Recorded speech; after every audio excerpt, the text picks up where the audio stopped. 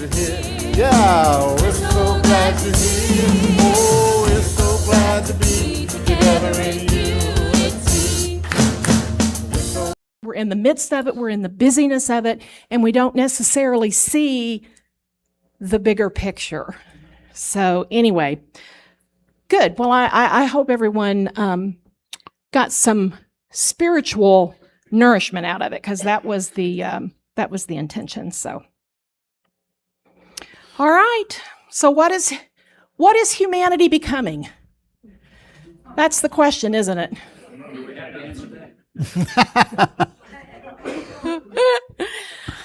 So I asked you last week, if you recall, when we finished up, that we want to look ahead, taking all of the lessons that we've learned at the spiritual arc, the shadows, the trends, the lessons we've learned, so forth. What do we think the future might look like? And let's stay right off the bat that the future is not something that happens to us. It's something we create together. If you look back over the times that we've talked about, we created all of that together. We go all the way back to the 50s when there was that need for security and stability and family, and that's something that was created collectively. It was a collective search for stability, and so we created that. So throughout this series, we've traveled through 70 years. We started with the 50s. That's been 70 years of consciousness, and every decade has carried both the light and the shadow. Every generation has struggled with their own fears, while simultaneously giving birth to greater wisdom. We've had a lot of inventions in that time, as you were just saying about, vaccines, medicine, technology, everything has come so far. History isn't random. It's a humanity learning. It's a humanity learning and evolving and unfolding. So like a river winding toward the sea, civilization has continually corrected its course. Sometimes gently, and sometimes through rapids. If you're on the river, sometimes you have to ride the rapids, don't you? Sometimes through painful floods of overwhelm and chaos. And yet the current has always been moving toward greater awareness of life and peace. So the question before us is simple. What kind of river will we leave for those who follow? So the river's been teaching us in the 1950s, the lesson was build a foundation, families, neighborhoods, responsibility, stability, develop strong roots. In the 1960s, we learned about expanding love, civil rights, peace, women's rights, to question authority, and we learned that every soul has value. In the 1970s, we were beginning to look within.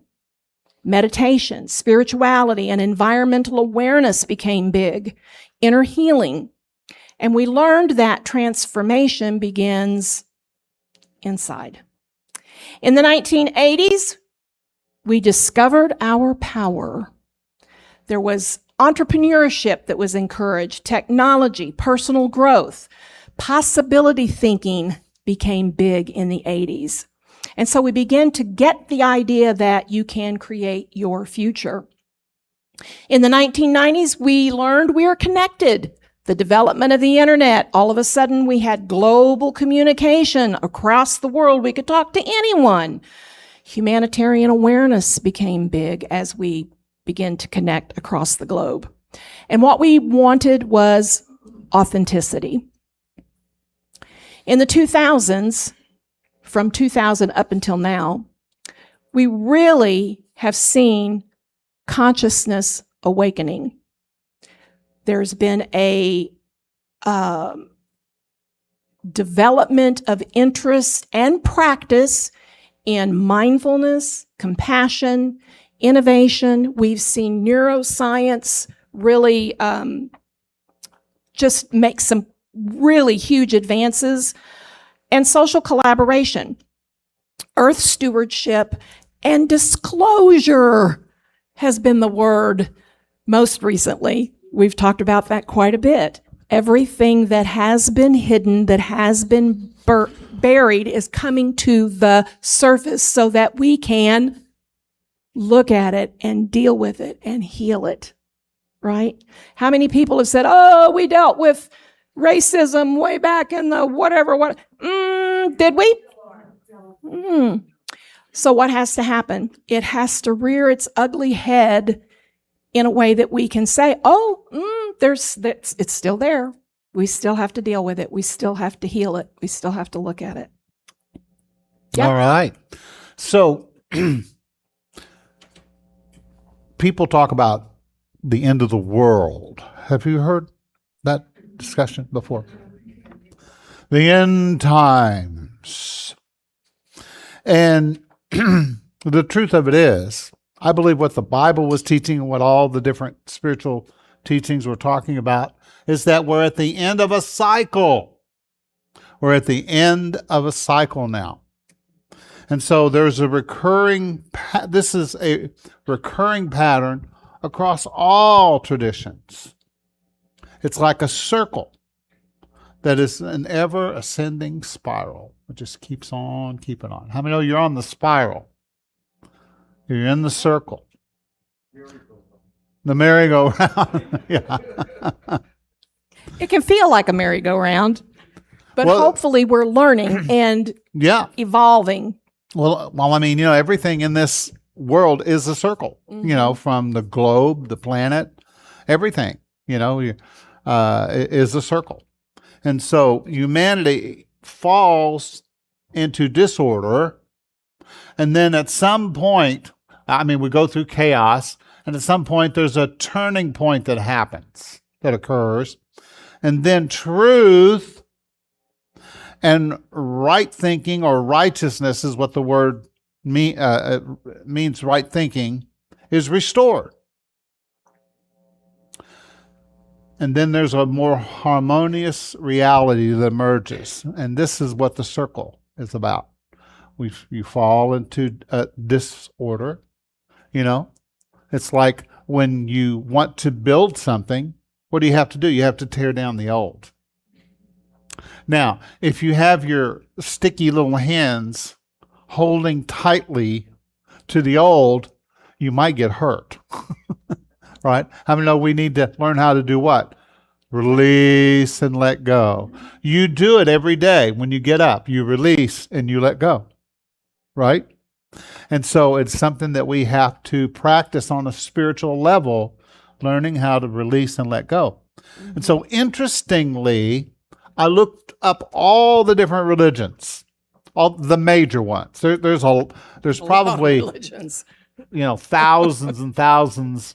And then there are it's like if you go into any town, there's always a first church, then there's a second church, then there's a third church, and in Greenville we have the fourth church. And then there's the independent, and the southern, and the hard shell. Have you ever heard of that? Yeah. Hard shell Baptist. I had a lady one time come to me and she said, I'm hard shell. And I said, so that's what I thought. Are you a turtle? But it's a particular belief system that's different than this other group. How many know that we enjoy our uniqueness? Don't we? In fact, we love our uniqueness. We worship our uniqueness. We love it. And so the more different we can be, but yet we want to fit in, but we don't buy into everything. How many don't buy into everything? You're not buying that? Okay, good for you. So anyway, in Christianity, talks about the kingdom of God and the new creation. And it talks about the Garden of Eden and the fall, and then there is all this chaos in the middle, and then the Messiah comes and teaches, and then at the end of it, there's a world of peace. Judaism also speaks of this. They are looking for they talk about a messianic age. A Messiah figure will appear at some point and bring peace to the world. Islam anticipates a final establishment of divine justice. I mean, what the word justice is. True justice is making things right. Don't you love that? That's justice. Making things right. And that's slightly different from equality, which means treating everybody the same. Justice asks what is needed for fairness, for dignity, for accountability, and restoration. So Islam teaches this idea that there will be a divine justice when it's all said and done. All right? So far, we're kind of all on the same page. Have you noticed that? And then Zoroastrianism, how many have heard of that? Yes, we got a few. They have something called the Frash o Karita. Now, that's the James King interpretation. I'm not sure how it's really pronounced. But literally, it is the idea of the renovation of creation, the restoration of the creation. So far, we're kind of all on the same page. Do you see that? And then some of the Hindu traditions anticipate the Kalki, which is the restoration of the Dharma. They call it the Dharma. And what is Dharma? It is the universal harmony, order, and true purpose. That sounds pretty good, doesn't it? What about the Buddhist? Well, the Buddhists anticipate an enlightened age or beings coming forward, and they also believe in the renewal of the Dharma because Buddhism came from Hinduism. Okay? It kind of branched out. It's like the First Baptist, and Buddhist is like the Second Baptist. See what I mean?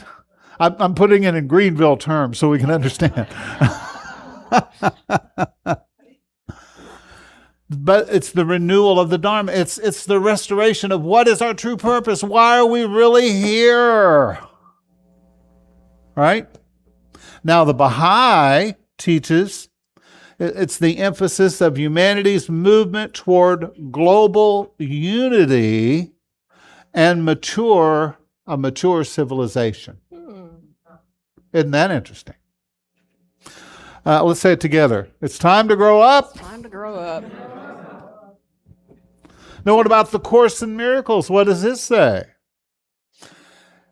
The Course teaches us to awaken from the illusion of separation and remember our perfect union with God. So it looks like we're all on the same page so far, doesn't it? Well, what about unity? What does unity believe? Unity in New Thought tends to relocate all that drama from the sky to human consciousness and we believe in creating a world that works for everybody. Take a breath of that. How does that feel? A world that works for everybody. See, you can take any of these belief systems and use them to separate us, or you could choose to see the similarities and the patterns and realize that the whole point was that heaven is coming to earth. Next week? Next Tuesday, maybe. I don't know. We'll see. So, but all of those point to this circular pattern, And so we are going to come out of wherever we are right now into a much better, higher, wonderful, more quality kind of existence. Does that sound good? All the prophets predicted it. All the teachers taught it. All the dreamers dreamed about it. How many here are ready for it? Yeah. I just wrote a song with those lyrics in it. All right. So take a breath. You just experienced heaven on earth. You just created heaven on earth. It's possible every moment. I love that our peace song talks about let peace begin with me. We all want world peace, but we can't be at peace with our neighbor. We can't be at peace with our moms and dads, our brothers and our sisters. It has to begin with me. Every generation has tried to solve problems with more money, more laws, more technology, more production, more consumption, and yet humanity struggles still to this day with the same wounds. Why? It's because scarcity is not first an economic problem. It's a consciousness problem. We have a consciousness problem.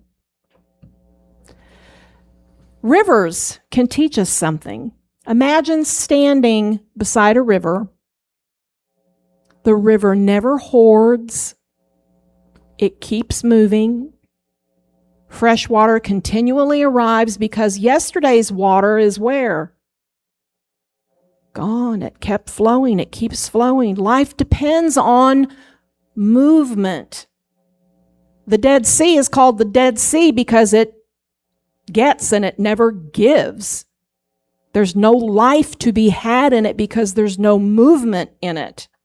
It has no outlet. The Jordan River, on the other hand, is flourishing. Everything there flourishes because of the movement. And human consciousness works exactly the same way. The same way. That's right. Except for in the Dead Sea, you can get there are certain elements that are in the Dead Sea that's really good for your skin. Salt. Yeah. Yeah. Other than that. But nothing can live there. Nothing can live in salt That's either, right. right? So that's right. Because, once something gets stuck, have you ever been stuck in your life? It's no fun, is it? You feel like you can't move forward. You're just stuck. That's where the river, the energy's not moving, right? We need to move the energy. We need to keep the energy moving. How many understand that the blood in your body needs to flow? It needs to circulate. Yeah. Life is about circulation. It's about the flow of the river. It's about the flow of life. Mm-hmm. That's what we want. That's the model. The model is the river of abundance. Say it with me. The river of abundance. Imagine with me a society that is organized around flow instead of just accumulation. Right?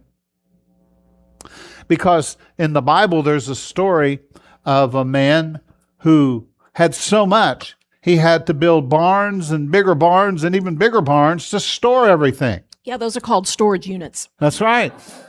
We still have those today. Yes. And we have a lot of what? Stuff. How many know that you don't measure your life through stuff? You measure your life through the inflow and outgo of love and compassion and joy and kindness. That's the real river. That's the real river, right? So, where resources move like rivers, where wealth circulates, where every person has enough, do you agree with me that all people are worthy of human dignity? Do you really?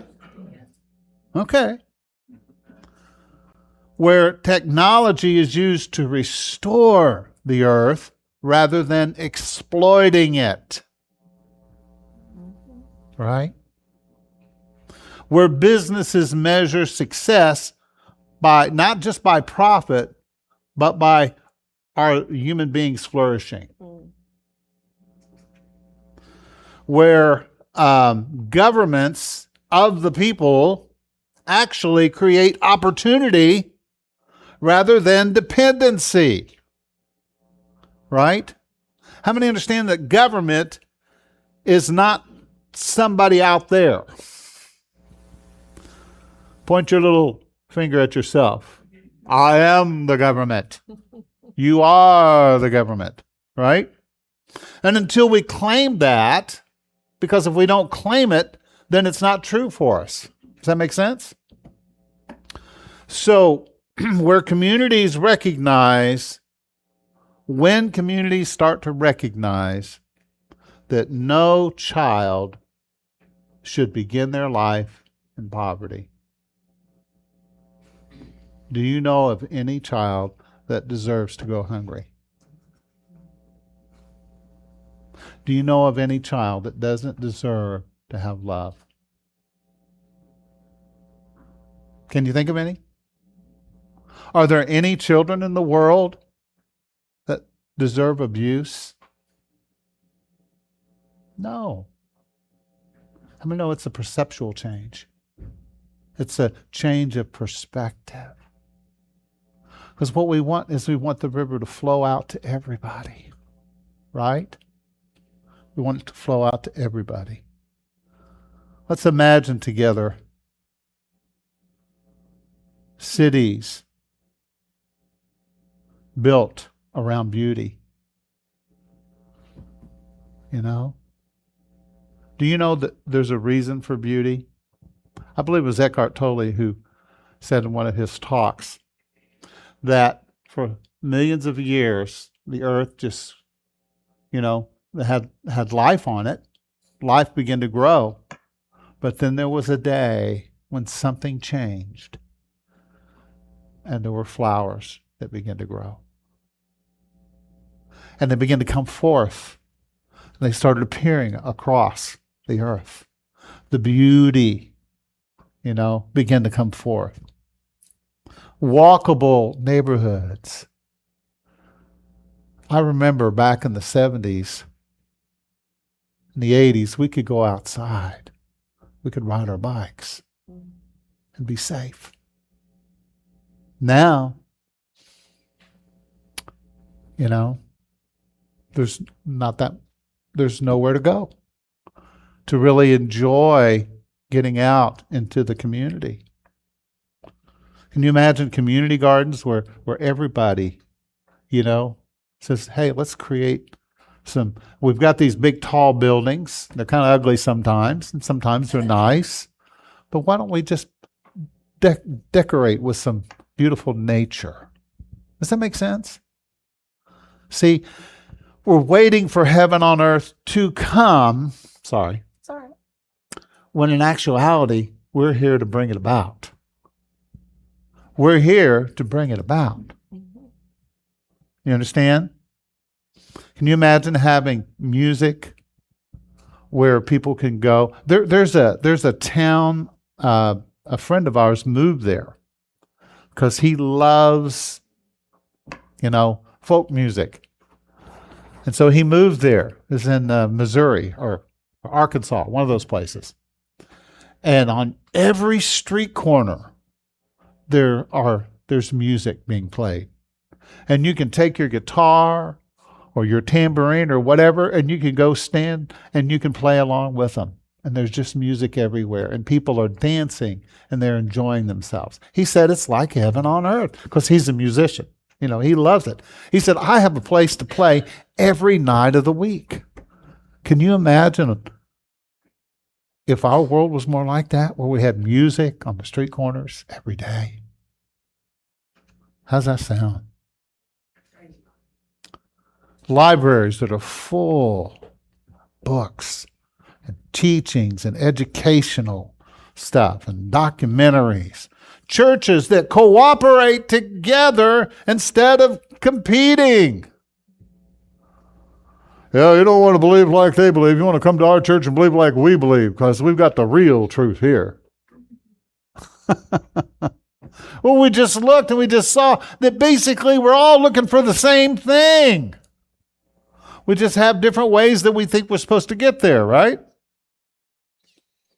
And schools teaching more about emotional intelligence along with mathematics. Right? How many know that until you understand emotional intelligence, the math won't add up for you. You'll never understand other human beings. Right? What makes them tick? I know. Leah looks at me and she said,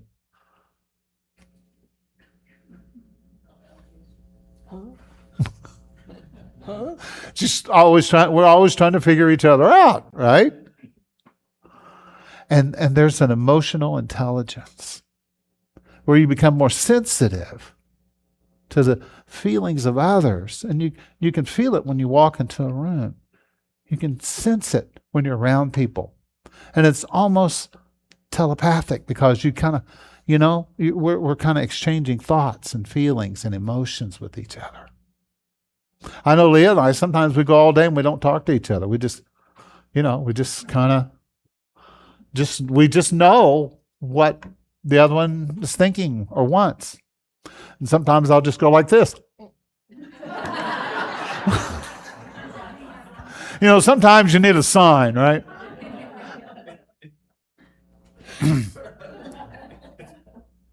But what about healthcare that's really about health and about prevention of disease?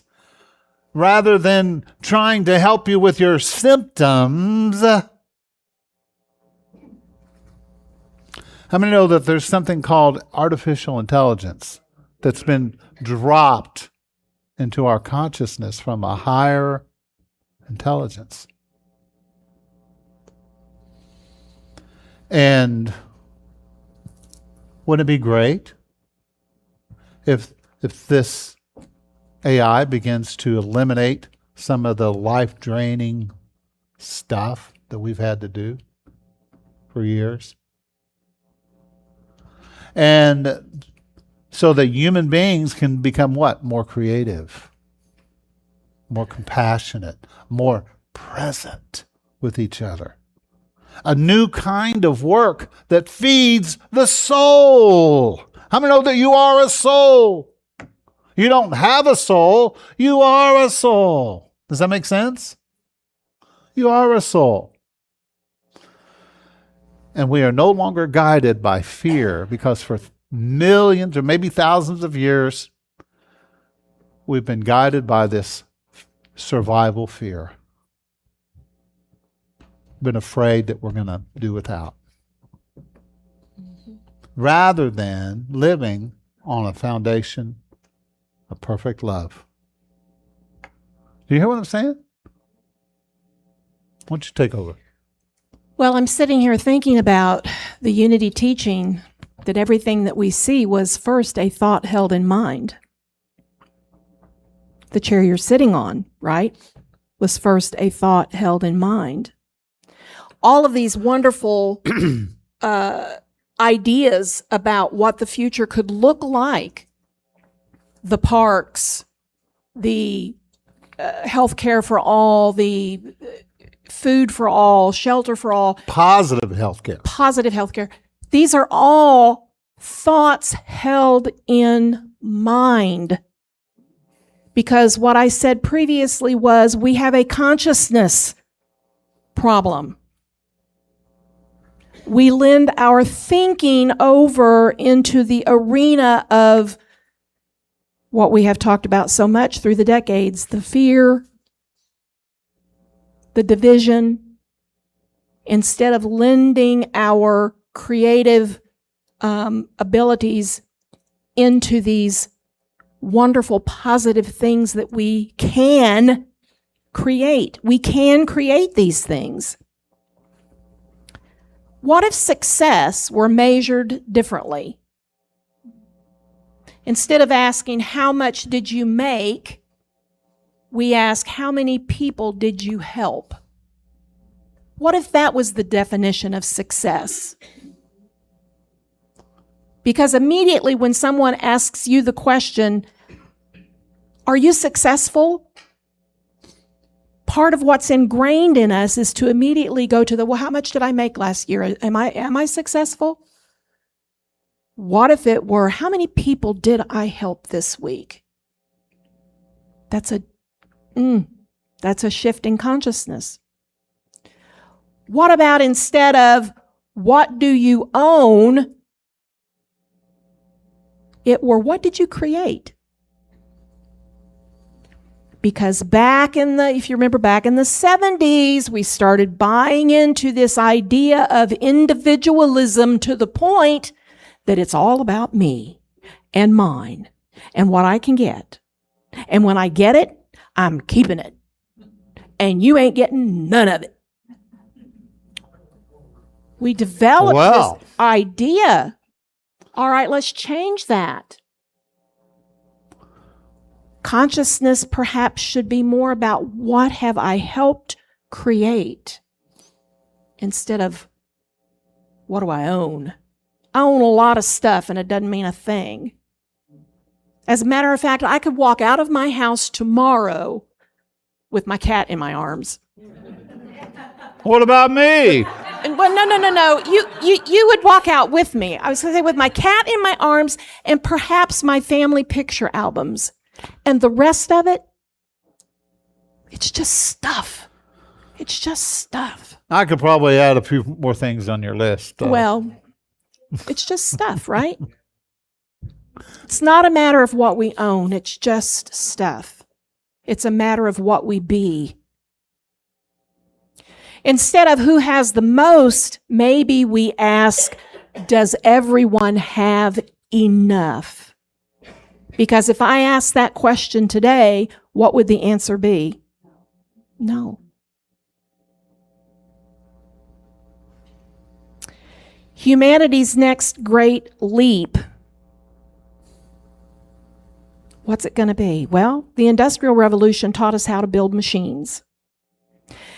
The Information Revolution taught us how to connect computers. The next revolution is learning how to connect hearts. Because in all the getting and the gaining and the doing and we have forgotten the true connection. Remember, we're both fully human and fully spirit. Our greatest technology will not be artificial intelligence. It will be an awakened humanity. That will be our greatest technology. When we can awaken. Yeah. Awaken. Awaken, oh you who sleep. You know, there is a spiritual economy. The River of Abundance says that every person deserves to have their needs met. Do you believe that? Not because your value or because you've earned it, but because you already possess it. You are a child of God. Isn't everybody a child of God? We all deserve healthy food, don't we? We deserve to live in a nice space, surrounded by beauty, surrounded by love. We all deserve to have purpose and community, educational opportunities. These aren't luxuries, folks. They're the soil that we grow from. Because when you have your needs met, you don't have to worry. When people have their needs met, they don't have to steal from you. Say with me. Oh. Right? Jesus said if they ask you for a sandwich, he didn't say it like that. That's the James King interpretation. The James King version. Right? If they ask you for your coat, give it to them. Why? Because the physical stuff is a lesser plane. It's not what it's all about, right? The true wealth is on the inside, isn't it? When people no longer live in survival mode, creativity blossoms, innovation increases, violence decreases, because we're not fighting over who gets what. Compassion grows, and humanity becomes healthier because fear becomes smaller. Wow. And as we change our view of money even, how many understand that we built a money system around debt, obligation, burden, and guilt, and fear? Isn't it true? What if we turned it around a little bit and we had a different perspective about money? Money is just a tool that we use to get what we need when we need it. Does that make sense? Isn't that beautiful? That's really all it is. It's just back in the day, and they didn't have dollar bills like we have today. They had sticks. And they had coins. And they would exchange them and say, here, I'll give you this that's worth so many credits or whatever. And then you put shoes on my horse. And so you bargained with, you used it. It was a rate of exchange. And that's all money really is. Right? It's just a way that we exchange it. We go to the grocery store, we give them our dollars, and we get a loaf of bread. We get milk. We get cheese. And maybe even a little dark chocolate with hazelnuts in them. I just got some the other day, so that's why it was on my mind. Yep. But we see that money is part of the river to be circulated to where it is needed instead of damming up the flow. We no longer should be living in an old mentality of hoarding. Have you ever seen the show Hoarders? It's not pretty, is it? I look at my own office sometimes and I think to myself, James, you don't want to end up on that show. Right? How many know that we are living at a time in the world? I want you to think about this. Really think about this. We're living at a time right now in the world where we have the ability to create a world that works for everybody. And that's always been the point. We can have heaven on earth. We can surround ourselves with beauty and with music and with love and with, art and with plays and creativity. You understand what I'm talking about? But it's going to take some new kind of leadership. Point to yourself. He's talking about me now. The leaders of tomorrow will not simply be experts. They'll be bridge builders. They'll be listeners, be healers, collaborators. They'll understand that the real power is not domination. It's not world domination. Yeah, it's not trying to control and manipulate.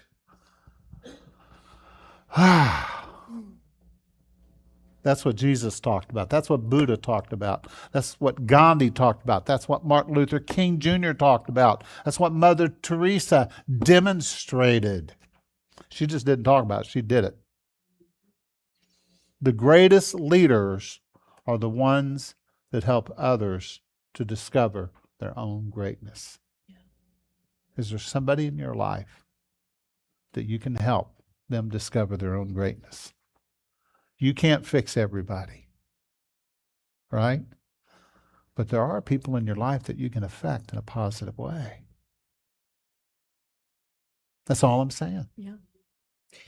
And unity, including all forward-thinking leaders throughout history, have quietly been preparing for this time. Remember back in the 50s when we talked about unity and we said, yeah, they're ahead of their time at this point. And then by the 70s and 80s, it's like, yeah, unity didn't have to change a thing because they've had this message all along. And now it's like unity's message has always been about transformation, and that's where we're at now.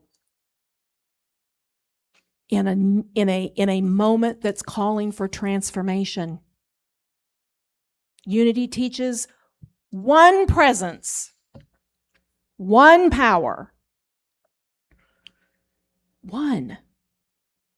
Every person contains the divine. Thoughts create our experience. Prayer changes our consciousness. Doesn't it, Marcia? And prayer chaplains. Love heals.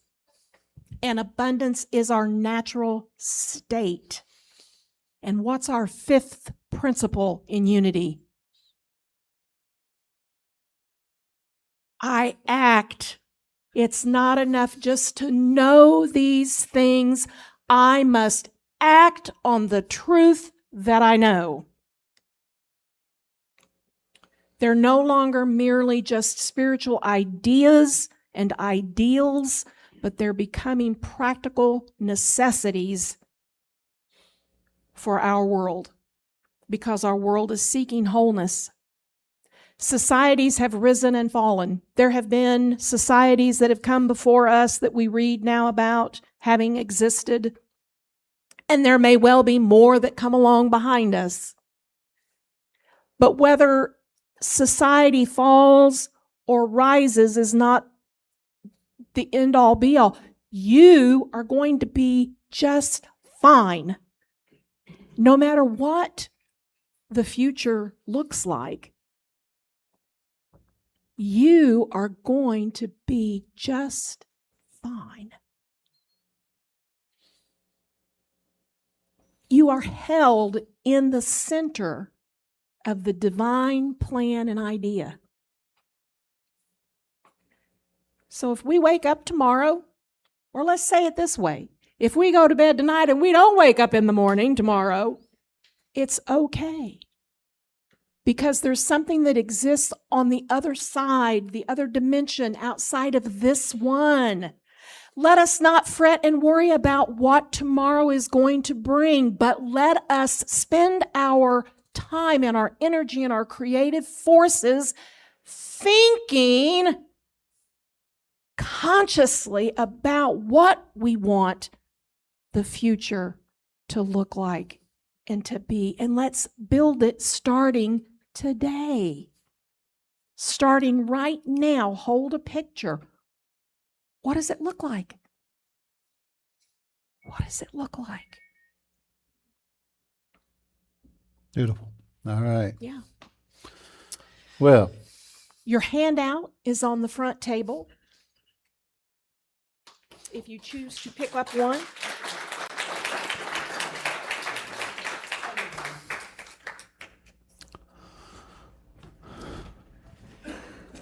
We've been on a journey, haven't we? And how many know that it's really just getting started? We're all learning, we're all growing. But now I think we're beginning to understand what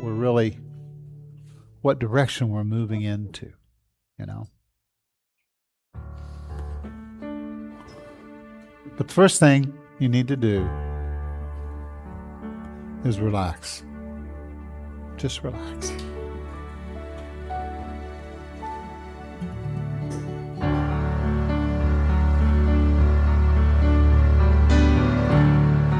You can relax now.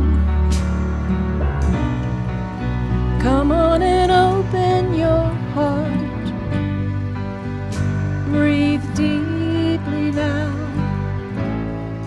I am with you. Oh, my sweet, sweet child. Who do you think you are? You are the child of God, and that will never change. You had a dream. You misunderstood. You thought you were separate. But now you hear my voice and You can relax now. Come on and open your heart. Breathe deeply now. I am with you. You are the love of my life. You are my one creation. You are eternity, and that will never change. You had a dream. You misunderstood. You thought you were separate. But Now you hear my voice and you can relax now. Come on and open your heart. Breathe deeply now. I am with you. Oh, my sweet, sweet child. Who do you think you are? You are the child of God, and that will never change.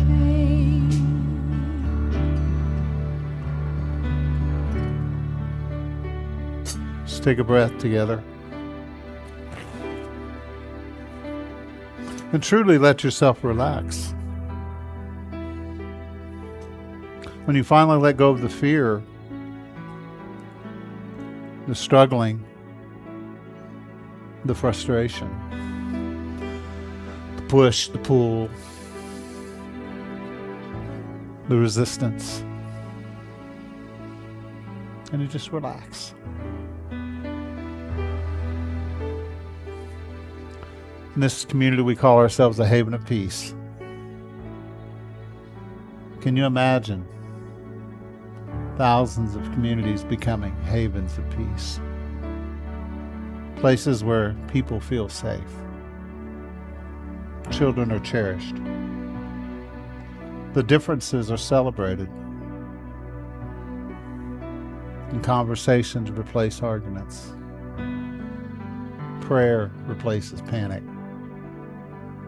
And forgiveness restores relationships. And joy becomes contagious. Every city, every town, every state, every country needs such places. The future is not going to be transformed by an outward movement as much as it will be transformed neighborhood by neighborhood, family by family, heart by heart.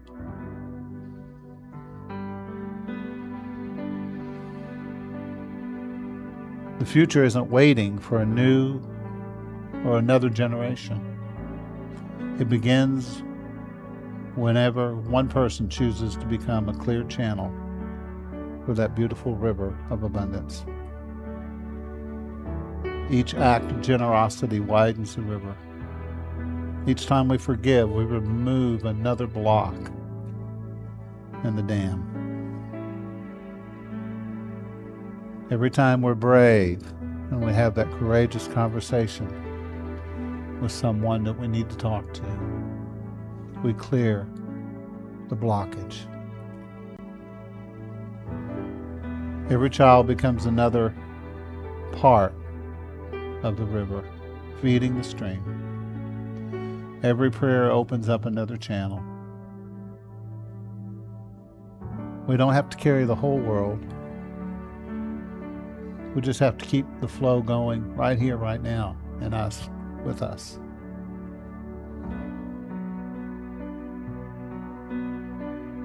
As we finally remember who we are. I am part of that river of abundance. Love flows through me. Wisdom guides me. Generosity strengthens me. And together we are creating a haven of peace for all. So breathe that in this morning. If there's someone in your life that needs prayers, I invite you to hold them, hold space for them now.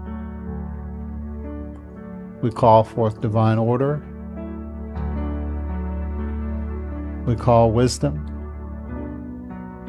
We call upon that divine power to surround, to embrace, to heal, to comfort,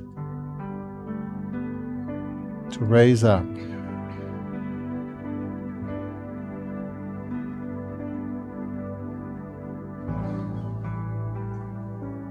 And they're so grateful. As you sit here in this moment, perhaps you're dealing with maybe some pain in your body.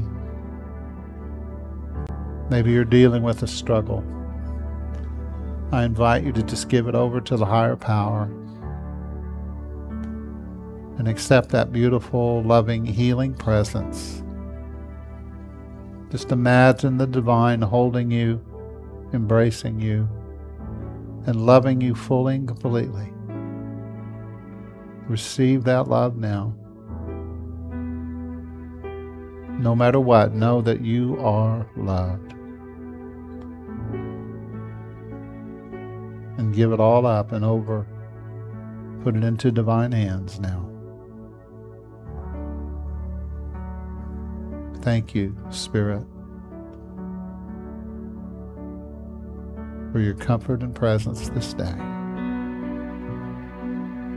And I invite you just to hold a moment of silence for just a moment.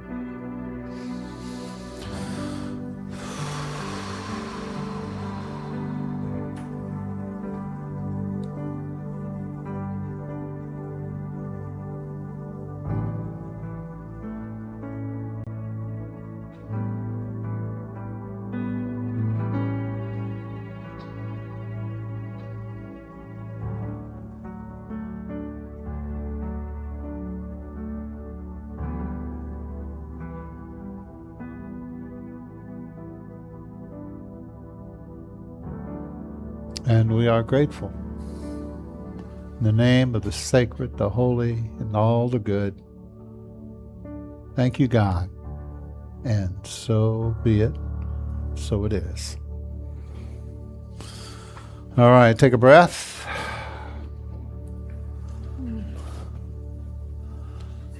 Wake up. Wake up. And thank you so much